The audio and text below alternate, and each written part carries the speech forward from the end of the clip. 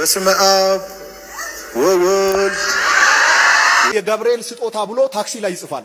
ገብርኤል ከየት አምጥቶ ይሰጣል? ገብርኤል ሲነካ ዱላ የሚያነሱ ሰዎች አሉ። አንተ እንዳልከው ገናናው መልአክ ቅዱስ ገብርኤል ሲነካ ዱላ ከሚያነሱ ሰዎች መካከል እኔ አንዱ ልሆን እችላለሁ። እስካሁን ደብቅ ያዝኩትን አንድ መረጃ ለህዝብ አጋራለሁ። የማስተር አብነት ምክንያቱ አንተ ሆነ። ይህ እንዴት ሆነ? ካሁን በፊት ልጇን ያሳጣት እናት ቸርች ድረስ መጣ እንዲህ ተናግራለች። በኋላም በጋርዶቿ አሳፍሰ እንድትጣል አድርጋል። እዩ ጩፋ በሱዳን ድግምት ነው የሚሰራ። አዎ አየው። ችናት እዩ ጩፋ ተውሏታል። ለዚያም ነው ፊቷ ላይ ንዴት እየታየ በተሰበረ ልብ የምትናገረው።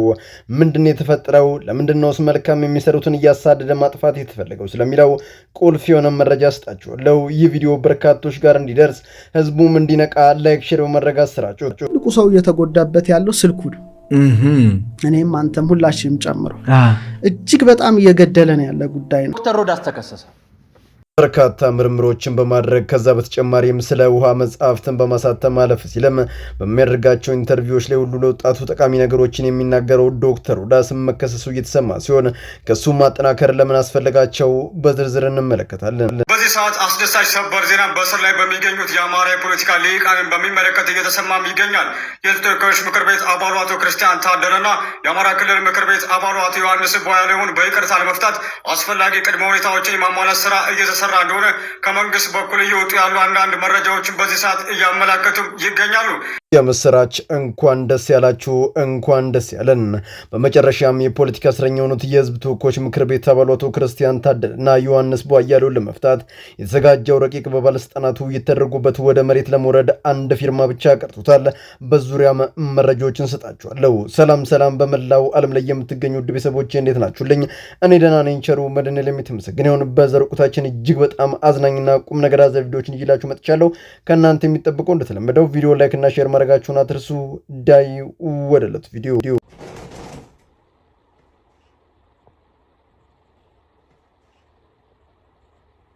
አሁን ከአልጋው የተነሳችበትን የማርሻል አርት ጥበብ አሰልጣኞቹም ስሩት ቢባሉ ራሱ አይሰሩትም።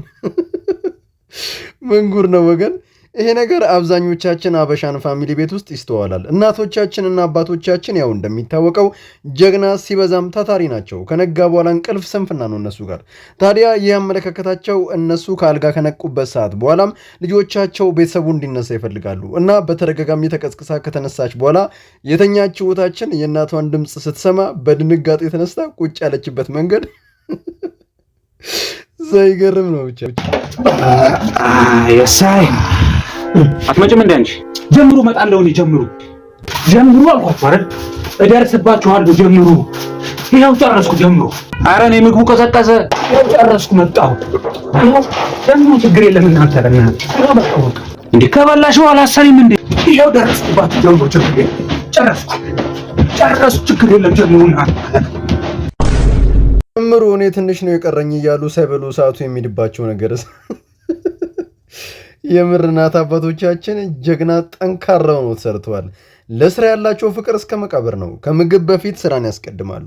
ሊሰራ የማይወድ አይብላ የሚለውን ቃል በተግባር ኖሮ ያስመሰከሩ ቆራጦች ናቸው። ረጅም እድሜና ጤና ለእናት ለአባቶቻችን ይስጥልን። የኢትዮጵያ ትልቁ ተራራ ማን ነው? ስሙ ማን ይባላል? ኢትዮጵያ ውስጥ የሚገኝ ትልቁ ተራራ ኑሮ ነው። ኑሮ አልተመለሰም። ትቀጣለህ። እሺ ቅጣቱ ምንድነው? የስቲፎን ዘፈን ዘፍናለህ። የስቲፎን ዘፈን? ኧረ በስቅላት ይቀርልኝ። ቀልድ ቢመስልም በውስጡ ቁም ነገርን አዝሏል። ራስ ዳሽንማ እንዳማረበት ቆሟል አለ እንጂ ምስኪኑ ህዝባችን ዶላር በጨመረና በቀነሳ ሰዓት ሁሉ ማዕበል እንደመታት መርከብ ኑሮ ወዲና ወዲ ያገላበጠው ፈጣሪውን እያመሰገነ ዝም ብሎ የሚኖር ቸር ህዝብ። አሁንም እንላለን ባለስልጣናት እባካችሁን እናንተ ጠግባችሁ ስታድሩ ዛሬ በዋጋ ግሽበቱ ምክንያት በቀን አንድ የሚበላለና ኑሮን ለማቅለል ብትሰሩ ላለው። በዚህ ሰዓት አስደሳች ሰበር ዜና በእስር ላይ በሚገኙት የአማራ የፖለቲካ ልሂቃንን በሚመለከት እየተሰማም ይገኛል። የህዝብ ተወካዮች ምክር ቤት አባሉ አቶ ክርስቲያን ታደለና የአማራ ክልል ምክር ቤት አባሉ አቶ ዮሐንስ ቧያለውን በይቅርታ ለመፍታት አስፈላጊ ቅድመ ሁኔታዎችን የማሟላት ስራ እየተሰራ እንደሆነ ከመንግስት በኩል እየወጡ ያሉ አንዳንድ መረጃዎችን በዚህ ሰዓት እያመላከቱ ይገኛሉ። አሁን እየተሰማ ያለው የምስራች እጅግ በጣም ያስደስታል። ሁለቱ ጉምቱ የአማራ ሊቃን ፖለቲከኞች የሆኑት የህዝብ ተወካዮች ምክር ቤት አባሉ አቶ ክርስቲያን ታደለና ዮሐንስ ቧያሌው ከስር እንዲፈቱ ባለስልጣናቱ ምክክርን ያደረጉ ሲሆን በተዘጋጀው ረቂቅ ላይ የመጨረሻ የአንድ ባለስልጣን ፊርማ ብቻ ይጠበቃል። ይህ ረቂቅ የተዘጋጀበት ትልቁ ምክንያትም ከሀገራችን ህግ ውጭ ለዓመታት ያለ ፍርድ በስቃይ ላይ የሚገኙት የፖለቲከኛ እስረኞችን ባለፈው የአልጀዚራው ጋዜጠኛ ማህዲ ከጌታቸው ጋር ባደረጉት ኢንተርቪው ላይ ስለ ክርስቲያንና ስለሌሎች እስረኞች ማንሳታቸውን ተከትሎ ሲሆን በሳቱም የምስራቅ አፍሪካ ቀንድ ልዩ መልእክተኛ የሆኑት አቶ ጌታቸው ረዳ በምላሻቸው በቅርቡ ይፈታሉ፣ መንግስት እየሰራበት ነው ሲሉ መናገራቸው አይዘነጋም። ታዲያ በዚህ ጉዳይም በሀገር አሜሪካ መቀመጫውን ያደረገው አክቲቪስቱ ዳንኤል ይህን ብሏል። ሊፈቱ ስለሆነ ደስ ብሎኛል፣ ነገር ግን ፈልጎ ሳይሆን የሚለቃቸው በአማራ ህዝብ ስሙን ለማደስ ነው። ይህንን የሚያደርገው ምርጫ መቃረቡን ተከትሎ ነው ሲል ጽሁፉን አስፍሯል። በዚህም ሆነ በዚያ የንጹሃን ወንድሞቻችን መንፈታት በጉጉት እንጠብቃለን። ዶክተር ሮዳስ ተከሰሰ። ትልቁ ሰው እየተጎዳበት ያለው ስልኩ ነው። እኔም አንተም ሁላችንም ጨምሮ እጅግ በጣም እየገደለን ያለ ጉዳይ ነው። ሞባይል የአእምሮ ሂደት ያዛባል። በርካታ የህዋና የስነ ተፈጥሮ ተመራማሪ የሆኑት የአንድሮሜዳ መጽሐፍ ጻፍ የሆኑት ባለምጡቅ አእምሮ ዶክተር ሮዳስ መክሰሳቸው የተሰማ ሲሆን በጣም ያስገረመኝ ታዲያ ከሳሹ የኢንፎርሜሽን ቴክኖሎጂ መረብ ደህንነት የሆነው ተቋሙ ነው። በክሱ ላይ ዶክተር ሮዳስ በዘለማድ ያለ ጥናት ይተነብያል እንደ አጋጣሚ የተገጣጥሞለት እውን የሆነ መሰለ እንጂ በመረጃ የተደገፈ አይደለም። ይህ የእሱ ትንቢት ከሀገሪቱ የሜትሮሎጂ መላምት ጋር የሚጋጩ ነው አግኝተነዋል ሲሉ የተናገሩበት መንገድ እጅግ በጣም አዝናንቶኛል። ለካ ቴክኖሎጂንም ታጥቆ መበለ እንዲያንጨረጭራል። ሌላው ባለፈው ጊዜ ዶክተር ሮዳስ በአንድ ኢንተርቪው ላይ ቀርቦ የተናገሩት ነገር እጅግ በጣም አስተማሪ ነው። እንደሚታወቀው ከዕለት ወደ ዕለት የሰው ልጆች ማህበራዊ ትስስር እየቀነሰ መጥቷል። ቤተሰብ ከልጁ ጋር ባንድ ላይ ራት መብላትን፣ አብሮ ቴሌቪዥን ከፍቶ በጋራ መመልከትን፣ ቁጭ ብሎ በጠረጴዛ ዙሪያ መምከርን ትቶ ነጋ መሸ ውሎና ዳሩ ስልኩ ላይ አድርጎ በድንዛዜ ከተያዘ በርካታ ጊዜያቶችን አስቆጥሯል። ይህ አካሄዳችን ጤናችንን፣ ማህበራዊ ህይወታችን ብሎም እድገታችንን ከቀን ወደ ቀን እያዳከመ የሚገል ነው። ስለዚህ ባካችሁን ወጣቶች ስልክ አጠቃቀማችንን እናስተካክለው፣ ያለበለዚያ ግን ምንም ቁም ነገር ሳንሰራ ተመልካች ብቻ ሆነን ከዚህ ምድር እናልፋለን ሲሉ የተናገሩበት መንገድ እጅግ በጣም እውነታን ያዘለ አስተማሪም ጭምር ነው። ይህን ትውልድ አንቂ አእምሮ ካላሰርኩ ብሎ የመግለጫ ማጋጋታ ማውጣት ልክ አይደለም።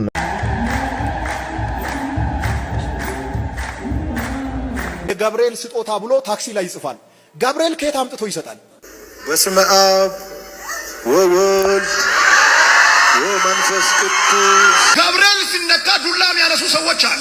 ለሞቅ ጥግ የሆነው እዩ ጩፋ የአምላክ ነቡ ስም እያፌዘ ሲጠራ ሰው ልክ አይደለም የሚል ጠፍቶ አብሮት የሚስቆምመን በእጅጉ አሳዘነኝ።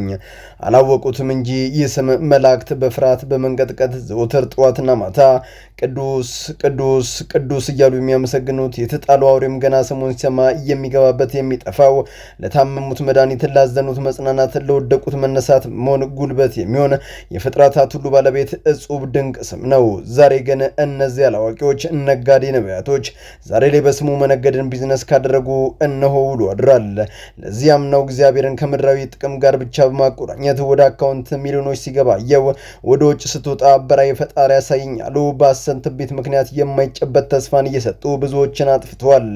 ከነዛም መካከል ልጅሽ ይድናል፣ ሐኪም ቤት አትሰጂው፣ የጀመረውን መድኃኒት አስቁሚው የተባለች እናት ከወራት በኋላ ልጇን አታ ቸርች ድረስ በማቅናት በድፍረት ይህንን እውነት ለምዕመናኑ ተናግራለች። ተከታተለ እንመለስ። ጩፋ በሱዳን ድግምት ነው የሚሰራው። አዎ አየው።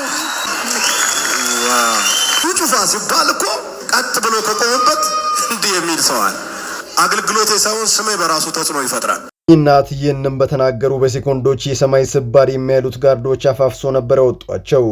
ዛሬ እናት የት ይድረሱ ከቶ አይታወቅም። ታዲያ ነብይ እያለ ራሱን የሚጠራው ሰው ለማስተራብነት ታሞ መተኛትም ትልቁን ኃላፊነት ይወስዳል። እንዴት? ጥሩ ጥያቄ ነው። እንደሚታወቀው ማስተራብነት ከመታመም ከወራቶች በፊት በዚያ ጋዘስ ነብይ ቸርች ውስጥ በተደጋጋሚ ጊዜ ሊታይ ይችላል። አሁን ላይ ግን ቻናሉ ላይ ብትገቡ ቪዲዮን አጥፍቶታል ወይንም ፕራይቬት አድርጎታል። ለምን ይሄን አደረገ? የኔ ጥያቄ ነበር። በኋላም ይህን ምላሽ አገኘው።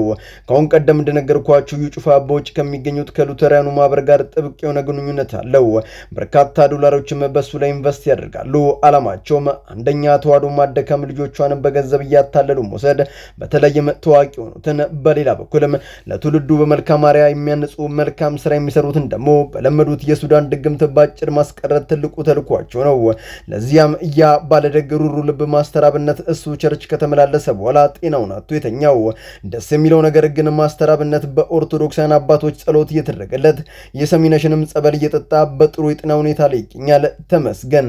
ይብላኝ ላንተ ለጨካኙ እዩ ጩፋ ወንድማችን ዳግም ፈጣሪ ያቆመዋል። አንተ ንስሐ ካልገባ የእጅን ታገኛለህ። የመጨረሻው መልእክቴ ነው። በመላው ዓለም ላይ የምትገኙ ውድ ቤተሰቦች ለዛሬ እናንተን ያስተምራሉ፣ ይጠቅማሉ፣ መረጃ ምናሉ ብዬ ያሰብኳቸውን ቪዲዮዎች በዚህ መልኩ አቀረብኩላችሁ። በቀጣይ በሌሎች አስተማሪ ቪዲዮዎች እንገናኛለን። ለዚህ ቻናል አዲስ ከሆናችሁ ምን ይጠብቃችሁ ነው? መለስ እያላችሁ ሰብስክራይብ፣ ላይክ፣ ሼር ማድረጋችሁን አድርሱ። ባላችሁበት ሁሉ ክፉ ሳይነካችሁ በሰላም በቸር በጤና ቆዩልኝ። ይመቻችሁ።